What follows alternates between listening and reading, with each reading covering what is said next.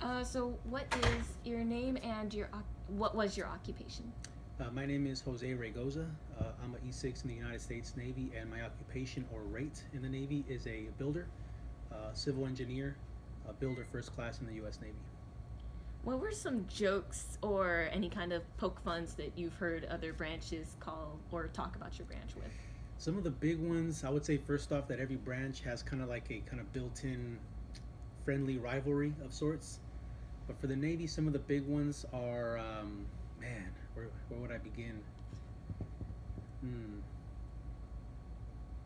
One that's not correct was that all we did was like party or have fun or drink a lot because drinking beer is in our song, in the Navy song. There's a line that says "drink to the foam," so maybe kind of old. Like there's an old term like drinking like a sailor, Mm-hmm. language, right? Like cursing like a sailor. So more older kind of uh, I guess stereotypes I would say, but I would say those are pretty outdated. What age can a young adult join with parental consent? 17 years old. The Navy, you can process if mom or dad is supportive from 17 years old. We have a ton of folks, whether it's Natomas Charter, River City, or anywhere in between the greater Sacramento area, join at 17 with parental consent, and we process all the way up to 39 years old. How many people join from your branch every year, do you think? Oh, it's a good question. From our office here in Natomas, I would say, just off the top of my head, last year it was close to, I would say, man, it's a good question, upwards of about 80 people. Oh, wow. And think about it. We have a very small branch, but we cover a very large footprint here in the greater Sacramento, Northern California area. So it's between probably 80 to 85 folks Mm-hmm. of all different walks of life, ages, and everything else. How long is an average term of service?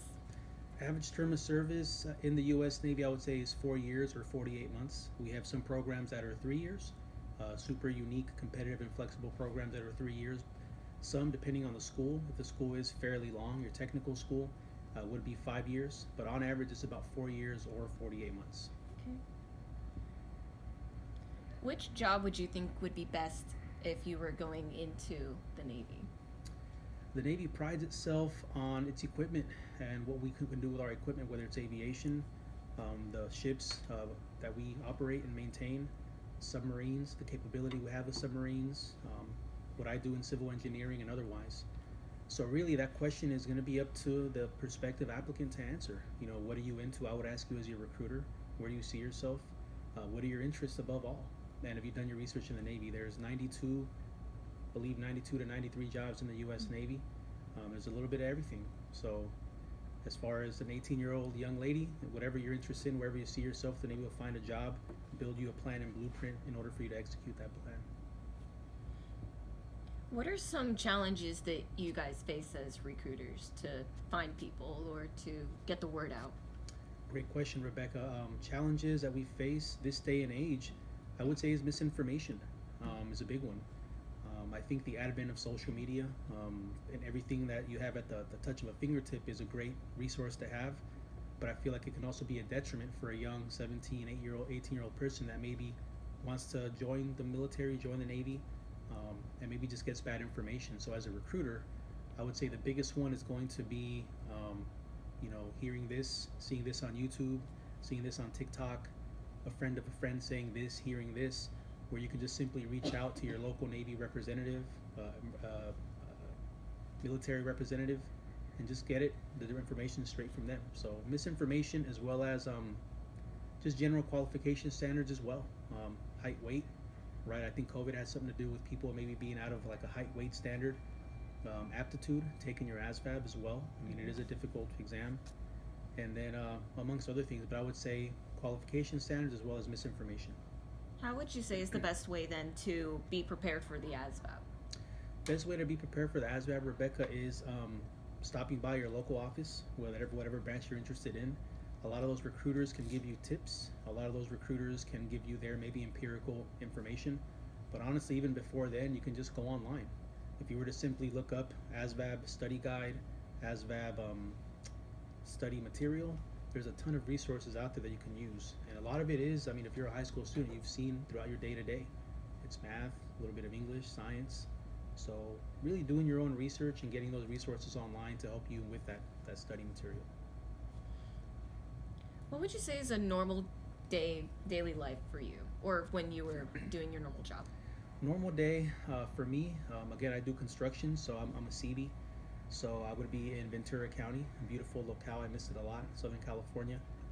Wake up at around 7 o'clock, get into my training, PTU, physical training uniform, meet up on base with the rest of the guys and gals, get a warm-up exercise in for maybe about 10 minutes or so, go for a run. We do different variations of physical exercise, whether it's running, calisthenics, play basketball, sports, whatever the case may be. But at our core, it'll be calisthenics as well as running. Exercise for about an hour. Now it's 8 o'clock. Go back home, shower, get into my uniform of the day, which would be our Type 3 uniform, that green digital uniform you see us wear. Get back on base, have breakfast, and report to my working space with the rest of my working group, whatever group that may be. And whatever we have planned for the day, just go and execute, whether it's training, planning a project, training our young men and women in our CB battalion to make sure they're getting ready for whatever that project is. Skills are sharp. Have lunch somewhere around between 11 or 12 o'clock. You can eat on base, or you can go off base and patronize your favorite food spot out in town. Come back on base around 1 o'clock, continue the day, finish it off productive and strong. Around 4 o'clock, be done. When I was usually done, I was boxing a lot at the time. I still continue to box, so I would go home, change out of my uniform, switch into my just traditional general exercise gear, go to my local boxing gym on base. My base had a boxing gym in Fort Hueneme, California, and get a good about 2-hour workout in with the rest of the CVs and sailors, airmen, soldiers, and Marines in the area. And at that point, it's about 6:30. Come home after a long day, shower, have some dinner, and if I was doing college at the time, maybe finish up some homework, get to bed by about 9:30, 10 o'clock. Nice and relaxed after a long productive day working and then off work as well as academics. Then do the same thing the next day.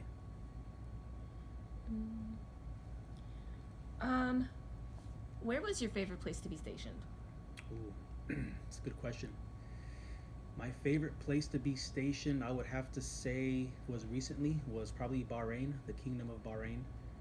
It's a country east of Saudi Arabia, in the Persian Gulf. I was there for about 2 years, and I'd been overseas a lot throughout my career for periods of time, but I've never lived overseas. And I was out there for just over 2 years, and I loved it. I absolutely loved it. I love the people, I love the culture, I love the community I lived in.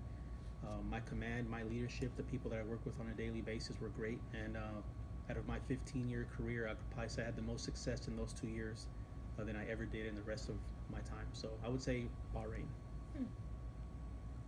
What was basic training like for you? Basic training, I went through basic training. It's called RTC, Recruit Training Command, in Great Lakes, Illinois. I went there February of 2008, many moons ago, and it was fun. Basic training is fun. You only go to boot camp once in your military career, and I had a blast. It's challenging. They're going to challenge you not only physically but as well as mentally. And I was there with 55 other young men and women, and I had a blast. Was it challenging? Absolutely. Probably the hardest thing I did up until that point in my young life. But the skills you learn, the lessons they teach you, and what they put you through, again, both on a physical and mental level, not only prepare you for life in the fleet as a young sailor or as a young CB, but also just life skills in general as a young man or woman in society, and you carry those skills not only for your term in the military, but for the rest of your life as well. So I had an absolute blast. So in the seminar that I was having with the other recruiters, they were saying that they changed up how they do basic training, that they called it shark attack. They don't do that anymore. That now they're doing more of a more calmer, and you start immediately working on your teamwork skills and stuff. Does that carry over for the Navy as well? The Navy, I believe so. I'm not sure. Prior to being a recruiter, I was actually going to take orders to be an instructor down there at RTC, but I came to the recruiting side. From what I understand, the young men and women that come through our door get sent to boot camp, and they eventually make their way back just to say, "Hey, I'm back," and it's always good to see them, how they've changed on a professional level and a maturity level. we picked their brain about how their experience was to relay that information to you all, right? So they say that it was still difficult, it was still challenging. Not sure about a shark attack or anything like that. However, they will, if it's whether it is intensive training. The biggest thing about boot camp that I would say, even in my experience, is all about teamwork and trust and communication. You're there, they give you lessons, they give you instruction in order for you to execute. So it's going to be you and your shipmates next to you, to your left and right. So if there was times that maybe there was no displaying of teamwork, no camaraderie or any issue, the instructors there have different ways and various ways in order to make sure that's hashed out and we get back to being a team like we should be. So as far as shark attacks and anything go, I'm not sure. I know when I was there was no shark attacks. It was just, listen, execute, follow instructions, and everything's fine. How often do service members get raises? How often do we get raises? Good question. Finances are important. We get raises, at least in the Navy. If you join the Navy, you'll get a raise within 9 months. You go from E1 to E2. Another 9 months down the road, you get another raise from E2 to E3. So within a matter of a year and a half in the Navy, you get 2 raises. From there, you have a opportunity to take your advancement exam to E4. That should be within that 6 months after you got your second raise. That's an exam based on your job, your MOS, your rate. Once you pass that, you get an immediate pay raise. When you apply for an allowance for housing and the other various allowances that we get, you're going to get a raise. So I would say continuously, on a yearly to bi-yearly basis, you're getting raises in the Navy. Every new year, we get a raise, whether it's 0.5% or more. And then every 2 years, based on your time in service, you get a raise as well. So not only do you get raises based on your actual rate and rank that you have, but also every year via the economy, as well as every 2 years via the Navy, you're getting a form of a raise as well. So it's a pretty consistently, I would say, you're getting raised on a yearly or biannual level. Can foreign-born Americans join the military? It's a great question. Absolutely.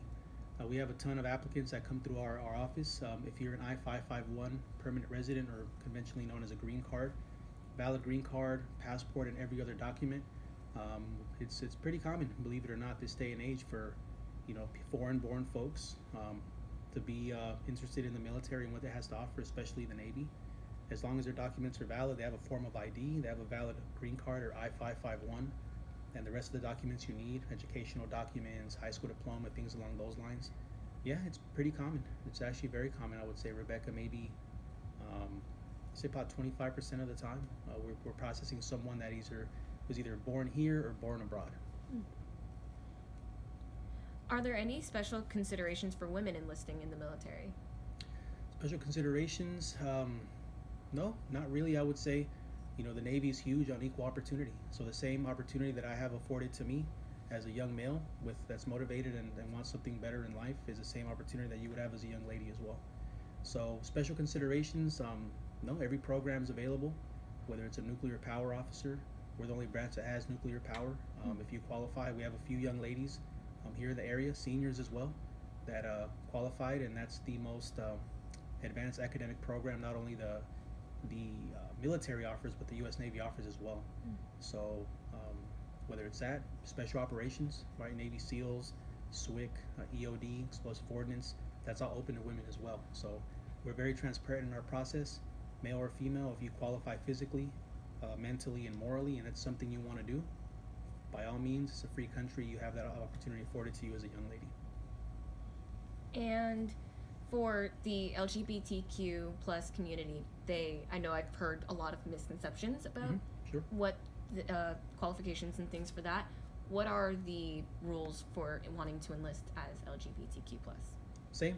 Again, regardless of your sexual orientation, race, creed, ethnicity, or what your religious beliefs are, the Navy will not refrain, or they will not disbar you from any service. The same rules apply. If you are mentally, morally, or physically qualified, period, and this is something you want to do and you're committed to this opportunity, the Navy will be with you every step of the way. Me as a recruiter will be with you every step of the way in order for you to get not only the job that you want, but also the opportunity you want as well. So there is no difference. So I know the Marines and the Army were mentioning if you're in transition and about the medication that you need to be off it for 2 years and still be mentally and physically adequate. Is that the same for the Navy? That's the same for the Navy. That's same federally across all four branches, right? So Mhm. it's the same thing. Um, I know that is one of the more common things with that movement in that community. So we have a few applicants that we processed within transition, and again, there's guidelines on there. It's all public knowledge. So if there's anybody interested and is going through that process, feel free to go on Navy.com or any other online resource, and it lays them out for you pretty clear and concise. Once that transition and that process is done, the same rules apply. If you're qualified, this is something you want to do, welcome to the team. Cool. What is the best way to become an officer if you're already enlisted? Good question. From my experience, one of the best ways to become an officer, we have our Seaman Admiral program, Stay 21. Again, that's one of the resources that we have in order to go from enlisted to officer while you're in. Another one we have is LDO, Limited Duty Officer, where you are an enlisted. There's certain criteria you have to meet, be enlisted for a certain amount of time, be a certain rank while you're enlisted, and still have some time in service as well. And that's a great way to maybe not the conventional officer candidate school route, like usually go to Annapolis, go to college, get commissioned. The Navy has a Seaman Admiral program, limited duty officer program where you're enlisted just like myself. You begin that process, you begin that application process. They review your record and they see you as a good candidate based on your experience as any enlisted service member. You be selected, and then they will send you to a training phase. And when you're done, you get commissioned as an officer in the U.S. Navy. Cool. Mm-hmm. What are some health problems that would prevent someone from joining? Great question, Rebecca. Some big ones that we've seen recently: asthma. Asthma's a big one. We've had applicants say, I don't think I can join. I have asthma. We ask them, how do you know you have asthma? My mom told me when I was 5 years old, and this young man or woman runs track or plays football. So it doesn't add up. Yeah. We have some people that say I'm extremely asthmatic and I carry an inhaler with me everywhere I go. So certain differences to certain degrees. Again, we're not medical staff, we're not doctors at the end of the day. However, I would say that one's a big one medically. Mental health, I would say, is a big one. The Navy takes mental health extremely serious with the resources they offer service members, but also for qualification, being on medication currently. Everybody's different, so if you're going through something and you need a mental health medication that you rely upon, that might be grounds for disqualification, at least the time being, for the Navy. Other health ones that we've seen, just overall being in good physical condition. Everybody has a different medical history, whether you're young or old. But the big ones I would see are like maybe respiratory issues, asthma, as well as maybe mental health circumstances that applicant is currently going through. And what are the rules about having a 504, aka an IEP for the military? For you guys anyway. For us, it would be just making sure that everything's documented. Also reaching out to the counselor, reaching out to student services, and making sure that we make that a part of your application. Talk to your counselor and get all the forms of documentation we need as far as transcripts and what the 504 and IEP plan were, what it constituted, and just make sure everything's transcribed in the right way.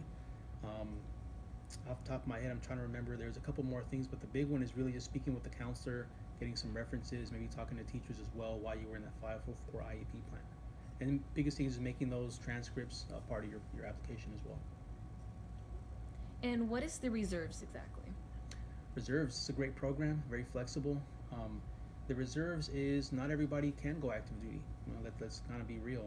Some people want to join, but they maybe have other things in mind. But they want to be a part of the team. They want to do their part. They want to serve their country or take advantage of some of the benefits.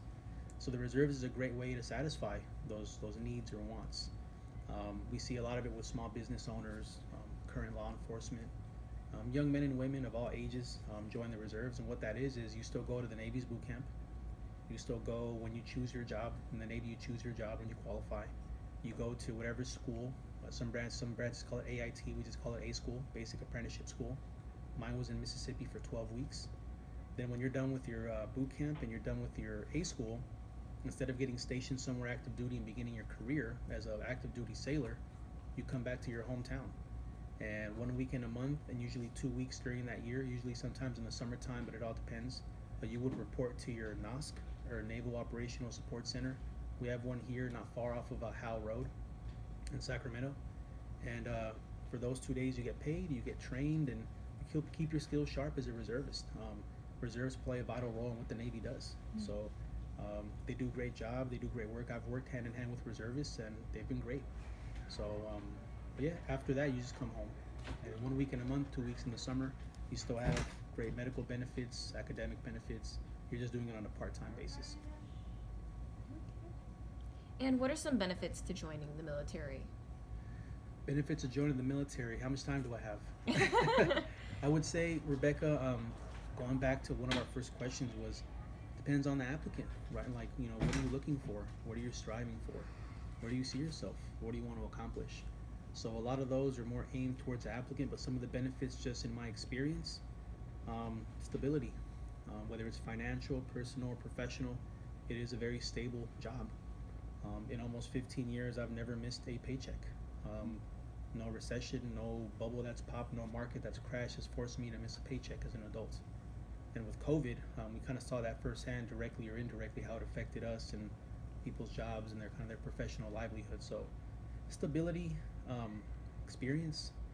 You can get a ton of experience in the civilian sector doing various things, but you would be hard pressed to find out a type of employer that would subject you to certain experiences at such a young age. The travel, the cultural experiences, professionalism, maturity, and then obviously teamwork. So those two, as well as maybe the third one to kind of cap it off, I would say this day and age especially, the academic benefit. College is kind of not so much a hot button topic, but it's important for a lot of people in various ways.